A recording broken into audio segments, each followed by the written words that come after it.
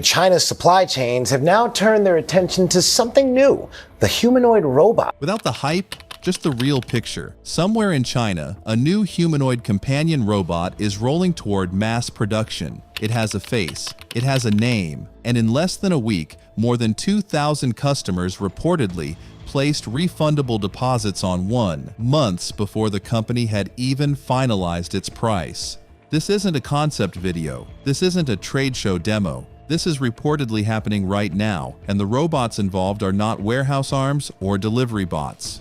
One version is styled, named, and marketed specifically as female, built for emotional companionship rather than physical labor. By the end of this video, you'll know exactly how close we actually are to mass-produced female robots, what the companies building them are really selling, and whether the men lining up to buy one are looking for love or something else entirely. Let's start with what's verifiable, because the headlines on this topic tend to run far ahead of the facts. Earlier this year, Chinese robotics company UB Tech reportedly partnered with Siemens to scale its industrial humanoid robot production, with a stated target of 10,000 units a year, separate from its consumer line. Under a newly created consumer brand called U-World, the company unveiled what it calls the U1 series, lifelike android companions marketed as both male and female. According to reports, pre-orders opened on the Chinese shopping platform JD.com with a refundable deposit of around $450,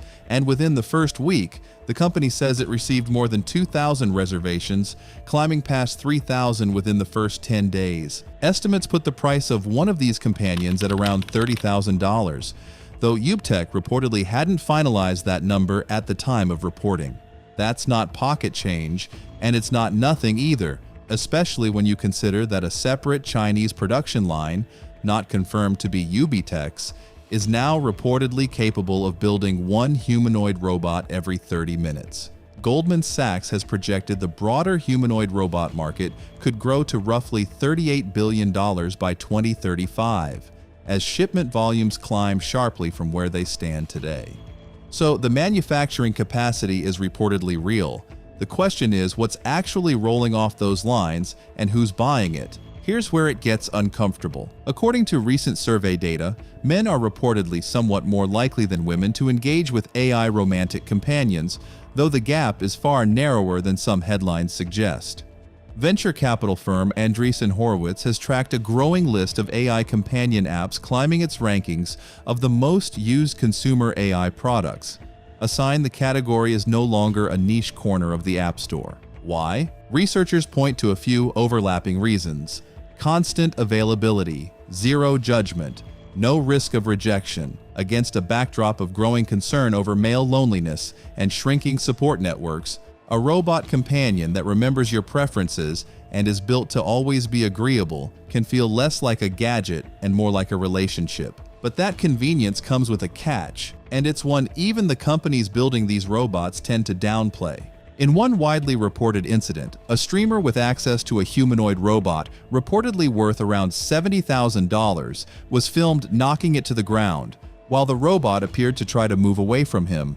That robot wasn't a companion model, it was a general-purpose humanoid, but the clip went viral anyway, and it reignited a question worth asking about this entire category. If a robot is built to never fight back, what happens to the people who get used to that? A 2025 study on companion chatbot use reportedly found that heavy, intensive use was associated with lower well-being, particularly among users with weaker real-world support networks. That's not proof that robots cause harm, but it does suggest these relationships aren't simply neutral, and some researchers worry that a companion designed to never resist could end up reinforcing the exact behaviors it's supposed to replace rather than calming them.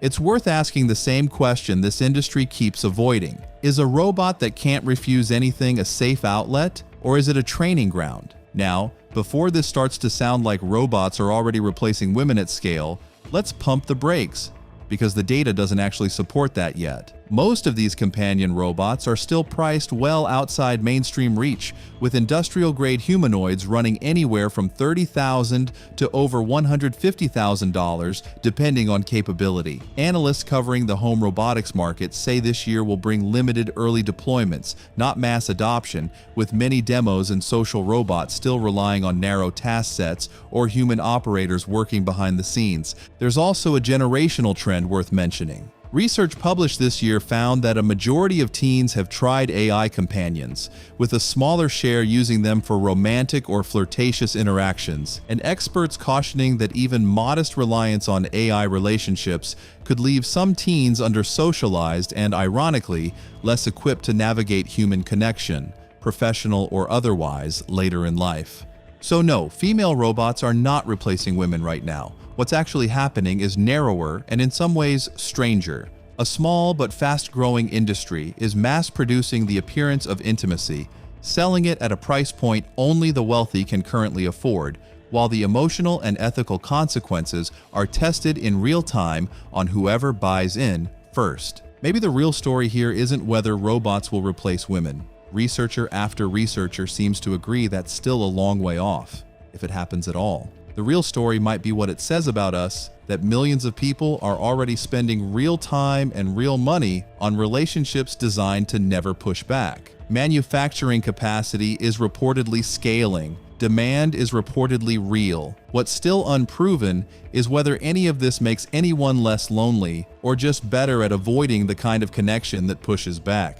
So I'll leave it to you. Are mass-produced companion robots a harmless outlet for people who'd otherwise have nothing? Or are we quietly training an entire generation to expect relationships with no friction at all? Drop your answer in the comments. If you want more breakdowns like this, the kind that separate what's actually happening from what's just hype, make sure you're subscribed to AI Exposed. We'll see you in the next one.